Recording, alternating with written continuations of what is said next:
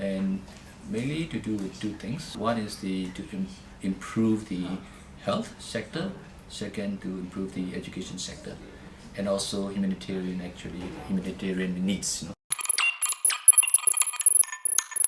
Sometimes disasters come in, so we have to do that.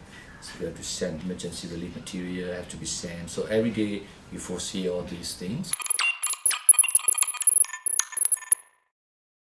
Still, our country is still one of the least developed country. You might know that. So still, we have a big challenge. You can see that about 20 to 25% are still under the poverty lines. So meaning they are earning less than $1.25 per day. It's hard to survive, It's not a singular formula to solve this out, Even say, for example, education, how will you solve it, So, for example, you need to have a better school system, So what happens if you got a degree? There are not much job opportunities, for them. So we need to create more jobs for them as well. Various sectors, various ministries, various stakeholders, including governments, including civil societies, and also the legal side. A lot of have to be work together. We need a lot of collaboration and cooperation on that. It's due to many factors. Due to education, due to the dropouts, a lot of causes affect this.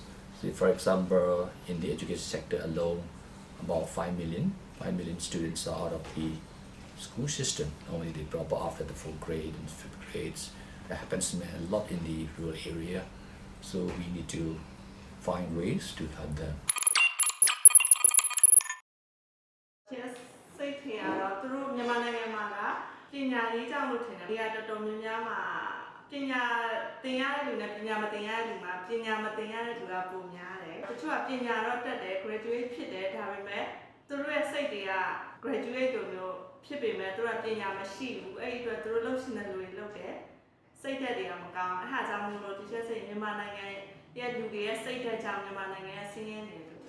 Lack of education and lack of investment into the country. You have lots of people that are clearly in poverty selling things on the street and begging for money.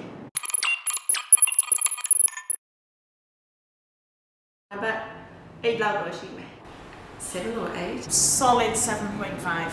I would say 8. 7. 8. 7. And I would give it an 8.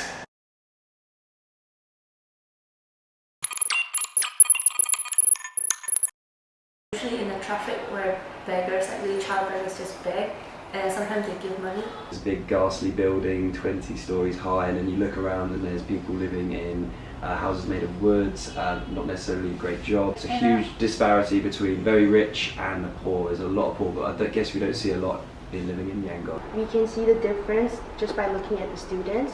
We're very privileged to be attending the international school. In rural villages in Myanmar, there are still some children who do not have access to education and still go to school in bad conditions. They don't have a proper classroom or facilities.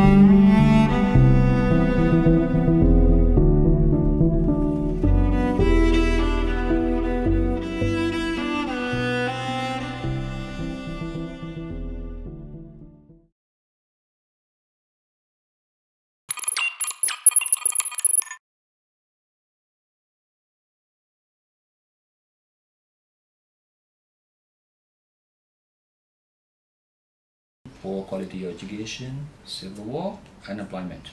Civil war and employment, poor quality of education. Civil war. 2 would be government, and 3 would be a low wage. Poor quality of education, government, and people lacking motivation. A poor quality education, number 1. Low wages, 2. Perhaps people lack motivation. Low wage is the first, unemployment is second, and poor quality of education is third. Government. Number 2, poor quality of education. Number 3, civil war. Poor quality of education, government, and low wage. Previously, how the government has structured the economy as the most important. Secondly, unemployment obviously is a major issue. If you don't work in this country, I don't think you get many benefits. Thirdly, poor quality education.